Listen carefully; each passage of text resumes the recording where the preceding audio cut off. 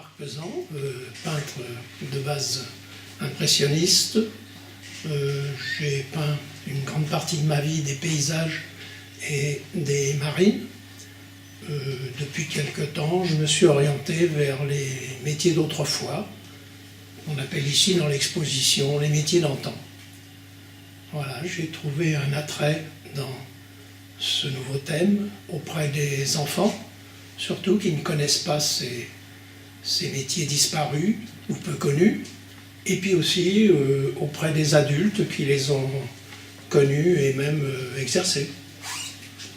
Voilà, je trouve qu'il y a davantage d'échanges avec le public, et ce thème m'intéresse beaucoup. Je pense le développer dans l'avenir, puisque ça fait environ 2 ans que j'ai opté pour ma vie. J'allais avec mon chevalet devant des œuvres figuratives, c'est-à-dire des paysages et puis des marines. Voilà, j'ai quelques natures mortes aussi. Disons que ça a été ma peinture de pas mal d'années, quoi. Voilà. Alors, j'en ai quelques exemples ici, avec des couchers de soleil que j'apprécie beaucoup. Nature morte, marine, comme je le disais, et puis des paysages. Voilà. Et je me suis aperçu que pratiquement tous les peintres effectuaient ces choses-là, et puis j'ai pensé en avoir fait le tour. Vous êtes essentiellement régional ? Non, pas du tout. À vrai dire, je n'ai pas tellement les Bigatanes. C'est au XIXe siècle, à Saint-Laurent-de-Cerdan, qu'est née la formidable histoire de l'espadrille catalane. L'artisanat est ancestral. Il est devenu une industrie florissante pendant près de 100 ans. Après l'arrêt de la fabrication sandalière, l'activité a repris en 2008 grâce à 2 employés, Céline et Cécile. Aujourd'hui, la fabrication fournit environ 1500 paires par an. À visiter, c'est très recommandé parce que l'usine est toujours là et évidemment on aura des commentaires là sur place beaucoup plus intéressants que ce que je viens de dire. L'ancien tonnelier, il a pris l'appellation qu'on lui connaît au XIIIe siècle. Les douves, qu'on appelle aussi les lattes de bois, sont installées sur les cercles de fer pour les maintenir. Elles sont ensuite trempées et façonnées, puis séchées par un feu de copeaux, comme on peut le voir sur ce tableau. Alors il reste à disposer les cercles définitifs, percer les bondes. La cannelle ne sera fixée qu'au moment de la mise en perce. Voilà, un métier bien régional. Qui existe encore. Oui, mais évidemment qui a évolué. Ce ne sont plus des feux de copeaux, ce sont d'autres moyens de chauffage, et puis évidemment la mécanisation étant là, ce métier n'est plus du tout comme ça à l'heure actuelle, mais il existe toujours, effectivement. Était un homme, un pêcheur professionnel, qui réparait lui-même ses filets endommagés lors des séjours en mer. Le pêcheur devait réparer donc lui-même à l'aide d'un crochet en bois. Il tire une cordelette pour remailler. Le ravaudage s'effectue souvent au port ou à la plage, comme ici, entre 2 sorties en mer. Évidemment, maintenant, il y a toujours ces remaillages de filets, mais ce sont des femmes qui l'exécutent aussi. Et puis, évidemment, ça se fait au port. Ici, ce sont les lavandières, qu'on appelle donc en catalan les bougadères. Avec les marchands de 4 saisons, elles figuraient parmi les reines les plus bavardes de la vie perpignanaise. La bougadère au verbe « eau » hantait les rives de la basse rivière de Perpignan, à l'époque où les machines à laver n'existaient pas.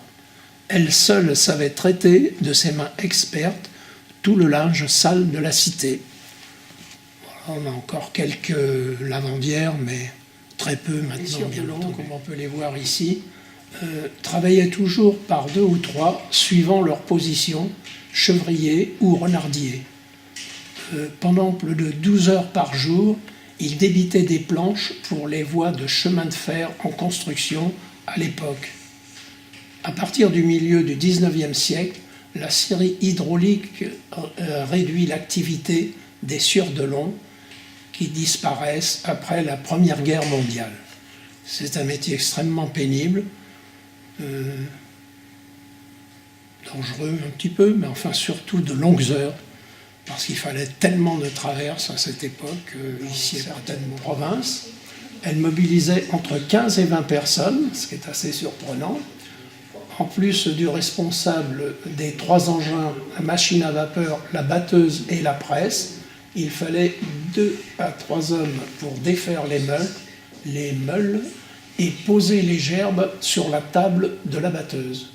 2 hommes pour ouvrir et répartir ces gerbes, plusieurs hommes pour monter les sacs de grains au grenier, 2 hommes pour enlever la balle, 2 hommes pour préparer la paille, plusieurs porteurs de paille et 2 hommes pour confectionner les meules. La journée se terminait toujours par un abondant et joyeux repas. Voilà, des journées très dures, mais il y avait tout de même une convivialité qui existait. L'ancienne usine de Pauligne, j'ai fait volontairement un petit texte très court parce qu'il y a tellement de documents ici que je ne me serais pas permis de m'étendre sur le sujet. La première usine de dynamiterie est implantée en France, c'est celle de Pauligne. La proximité de la mer permettait le transport des explosifs sur les grands chantiers de génie civil à travers le monde. La chaîne de production est composée de nombreux bâtiments répartis sur l'ensemble du site. Et nous avons donc ici des documents qui approfondissent complètement le vendange à Banyuls.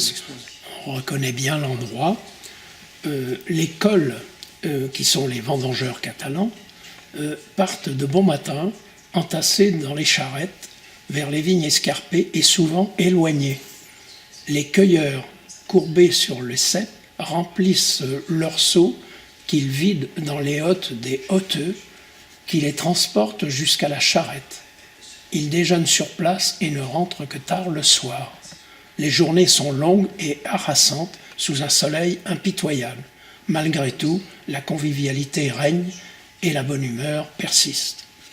On reconnaît bien ici Banyuls dans le bas, les vignes et Notre-Dame de la Salette, que les touristes connaissent bien. La cueillette des grappes de raisin s'effectue à la serpette dans les paniers remis aux hotteux qui les portent jusqu'aux charrettes tirées par des mulets. Le raisin est ensuite transporté à la propriété où il sera pressuré par des ouvriers actionnant les margoulas, pièces de serrage du pressoir. De copieux repas de terroir sont servis les soirs des vendanges, clôturés par une fête locale. Le travail était très pénible et les gens n'avaient pas envie de sortir le soir, à ce qu'on m'a dit. C'était convivial quand même. Très convivial, très très convivial. Ici, le forgeron dans son atelier, que j'ai bien connu puisqu'il était en face de mon école primaire. Ses origines remontent au 5e siècle avant Jésus-Christ. Au 15e siècle, le premier maître de forge est né. Traditionnellement, le forgeron évoque un homme musclé tenant dans une main une pince dans laquelle il serre une pièce de fer rougie au feu et dans l'autre main un marteau levé qui va frapper le métal. Son apprenti actionne un vaste soufflet avec lequel il attise le feu de la forge. Le forgeron fabrique des fers à cheval, des tours de roue, des outils agricoles, voilà, et quelques autres objets, évidemment, en fer. Voilà.